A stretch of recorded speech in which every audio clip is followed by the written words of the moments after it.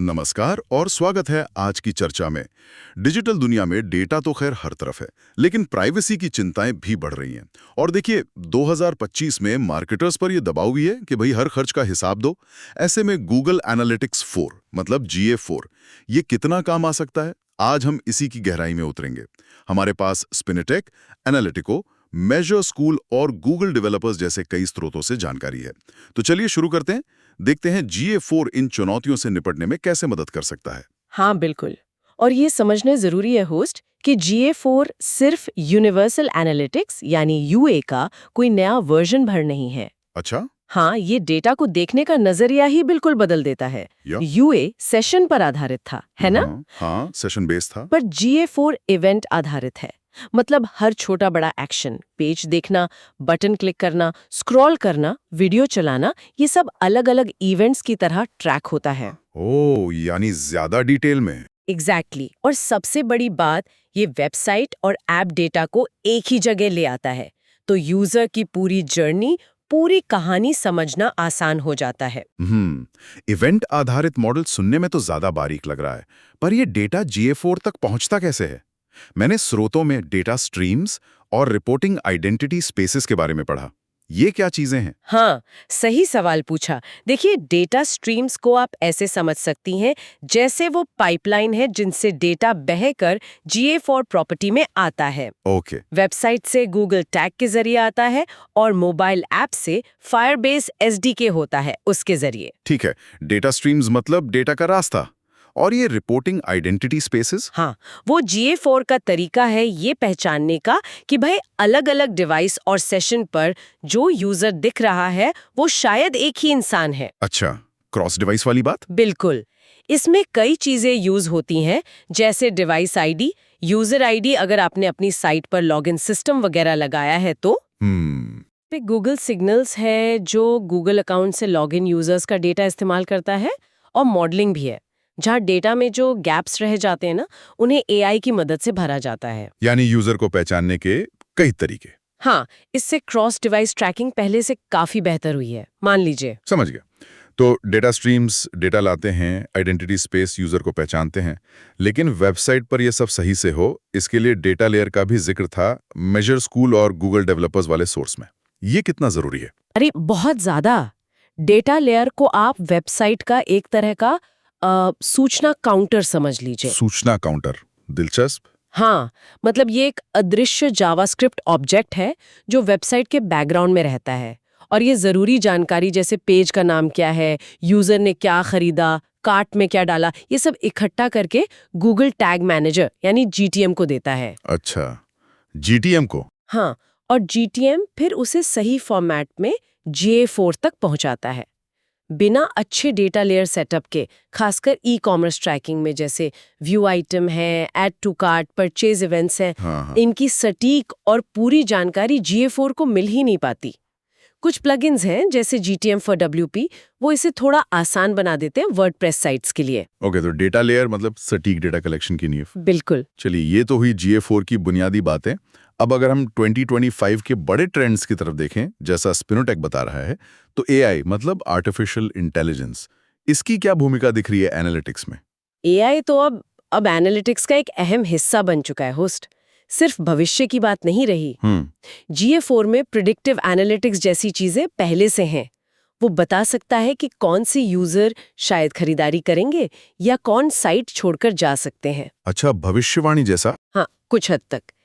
AI audience segmentation को ज्यादा सटीक बना रहा है, कैंपेन ऑप्टिमाइजेशन में मदद कर रहा है, और खास बात यह कि GA4 का जो इवेंट आधारित मॉडल है ना, हाँ। वो AI को पैटर्न समझने में ज्यादा मदद करता है। पहले सेशन पर फोकस था, अब हर छोटे इंटरैक्शन का विश्लेषण होता है। तो AI उन गैप्स को भर सकता है जो प्राइवेसी नियमों या कुकीज के न होने से बनते हैं। अच्छा, मतलब डेटा गैप्स भरने में भी AI। हाँ, जिससे हमें यूजर बिहेवियर की ज्यादा साफ तस्वीर मिलती है।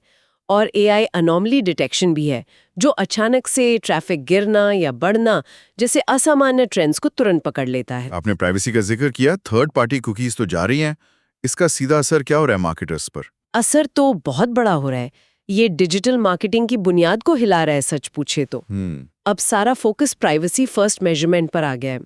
इसमें सर्वर साइड ट्रैकिंग है। सर्वर साइड मतलब डेटा यूजर के ब्राउजर से सीधे GA4 को जाने के बजाय पहले आपके सर्वर पर जाता है और फिर वहां से GA4 को भेजा जाता है। ज्यादा कंट्रोल रहता है इसमें। ओके, कंट्रोल ज्यादा। हाँ, फिर सहमति आधारित एनालिटिक्स है, मतलब यूजर की हाँ के बाद ही ट्रैकिंग। और सबसे जरूरी first party data strategy. First party data मतलब जो हम सीधे कस्टमर से लेते हैं। एग्जैक्टली।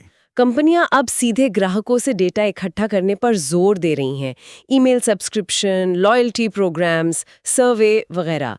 और कस्टमर लाइफ टाइम वैल्यू मतलब CLV। हाँ, CLV जी, जैसे मैट्रिक्स अब पहले से कहीं ज्यादा महत्वपूर्ण हो गए हैं, क्योंकि अब हमें लंबे समय के रिश्ते बनाने होंगे। सही बात है। और जब डेटा इतने सारे चैनलों से आ रहा है, social media, search, email, direct, तो ये समझना कि किस चैनल का कितना योगदान रहा कन्वर्जन में, ये भी तो एक चुनौती है।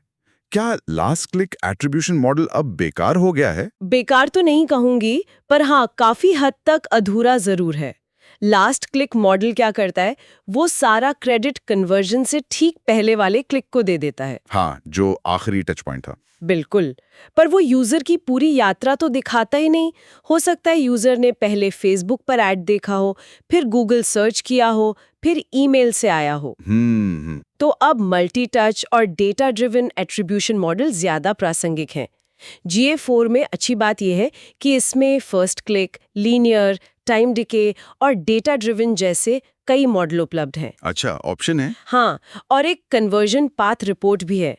वो दिखाती है कि कन्वर्जन तक पहुंचने में किन किन टच पॉइंट्स का हाथ था।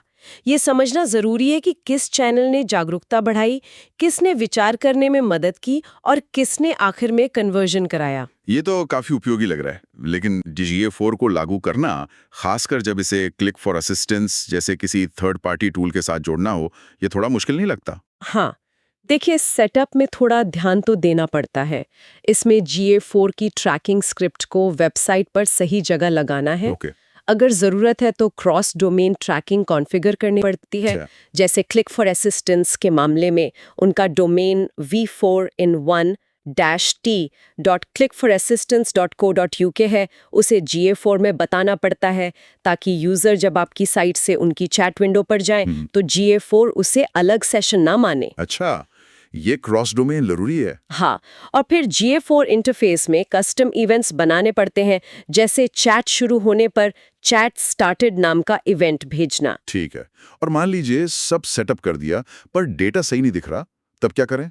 कोई तरीका है चेक करने का? बिल्कुल है। यहीं पर GA4 का डीबग व्यू टूल बहुत काम आता है। Debug view? हाँ, ये रियल टाइम में दिखाता है कि आपकी साइट या ऐप से कौन-कौन से इवेंट्स GA4 को मिल रहे हैं और उनमें क्या डेटा आ रहा है। ओ, लाइव मॉनिटरिंग जैसा? एग्जैक्टली। इससे आप सेटअप की गलतियां पकड़ सकते हैं, जैसे टैग गलत लगा है या कोई फिल्टर ज्यादा ही सख्त लगा दिया है या ट्रैकिंग कोड में ही कोई इशू है। ये समस्या सुलझाने में बहुत मददगार है। तो कुल मिलाकर अगर मैं समझूं, GA4 सिर्फ एक नया एनालिटिक्स टूल नहीं है, ये डिजिटल मार्केटिंग का जो पूरा माहौल बदल रहा है, AI, privacy, first party data, cross channel, उसके साथ कदम मिलाने का एक तरीका है। हाँ, बिल्कुल सही कहा आपने। ये डेटा के बारे में सोचने का नजरिया बदलने की मांग करता है ना? बिल्कुल। असली चुनौती अब ये है कि डेटा को सही और नैतिक तरीके से कैसे इकट्ठा किया जाए, फिर उसे इंटीग्रेट कैसे किया जाए, शायद कस्टमर डेटा प्लेटफॉर्म्स यानी CDPs जैसे टूल्स की मदद से। CDPs। और फिर उस बिखरे हुए डेटा से काम की जानकारी, एक्शन लेने लायक इंसाइट्स कैसे निकाली जाए। GA4 इसमें एक महत्वपूर्ण टूल जरूर है, पर रणनीति मतलब स्ट्रैटेजी वो ज्यादा मायने रखती है। वाकई इन सभी स्रोतों से यही निचोड़ निकलता है कि लगातार सीखते रहना और बदलते रहना ही आगे बढ़ने का रास्ता है। सही बात है। तो श्रोताओं के लिए एक सवाल छोड़ जाते हैं इस चर्चा के अंत में। जरा सोचिएगा, जब डेटा इतना बिखरा हुआ है और प्राइवेसी नियम इतने सख्त हैं, तब ग्राहक की पूरी यात्रा को, उसकी पूरी कहानी को एक साथ देखने और समझने के लिए आप अपनी रणनीति में सबसे पहला, सबसे प्रभावी बदलाव क्या करेंगे?